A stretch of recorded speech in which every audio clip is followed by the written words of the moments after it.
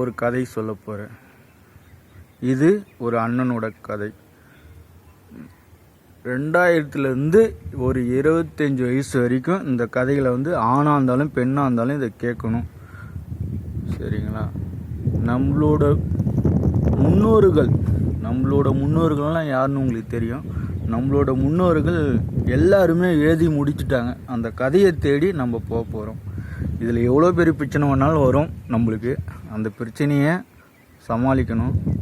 இந்த கதையில் நம்ம கண்டுபிடிக்கிற கதையில் யாருமே செருப்பு போடக்கூடாது. முக்கியமே அதான். சரிங்களா? ஒரு 5 கிலோமீட்ரு 10 கிலோமீட்ரு இந்த கதையை தேடி அலையணும். இந்த கதை எங்கே இருக்குதுன்னு பார்த்தோன்னா எல்லா கதையுமே நம்ம வீட்டுக்குள்ளேயே தான் இருக்குது. நம்ம யார், இதெல்லாம் யார்கிட்ட கேட்க போகிறீங்க? நம்ம முன்னோர்கள்கிட்ட நம்ம கேட்க போகிறோம். சரிங்களா? நம்ம முன்னோர்கள் யார்? நம்மளை தூக்கி வளர்த்தவங்க. சில பேர் சொல்லாமல் இருப்பாங்க, இனிமேல் சொல்கிறவங்களும் இருப்பாங்க. ஆனால் அவங்க தெளிவாக சொன்னாங்களா இல்லையான்னு நம்மளுக்கு தெரியாது. ஆனால் ஒரு அண்ணன் உங்களுக்கு நான் சொல்ல போகிறேன்.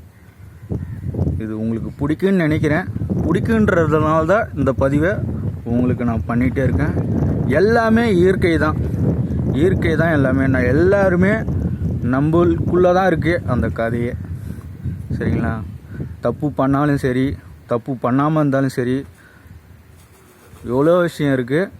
போக போக அந்த கதையில் பதில்கள் வரும். எல்லாமே நம்மளுக்கு நாலு செவத்துக்குள்ளே தான் இருக்குது எல்லா கதையுமே. ரொம்ப தூரம் நீங்கள் ஓட வேண்டியது அவசியமே கிடையாது. அங்கங்கே இருக்கிற கதை தான் நம்ம முன்னோர்கள்ட்ட நம்ம கேட்க போகிறோம். சரிங்களா? நம்மளை தூக்கி வளர்த்தவங்கள்ட்ட கேட்க போகிறோம். இது முடிவு கிடையாது, தொடரும். இந்த கதையை விருப்பம் இல்லாதவங்க சொல்லாமல் இருந்தால் கூட அவங்கள தூக்கத்தில் எழுப்பி கேளுங்க கதையை. நம்ம ஏன் பிறந்தோம், ஏன் இருக்கோம் அப்படின்ட்டு இந்த கதையை கேளுங்க.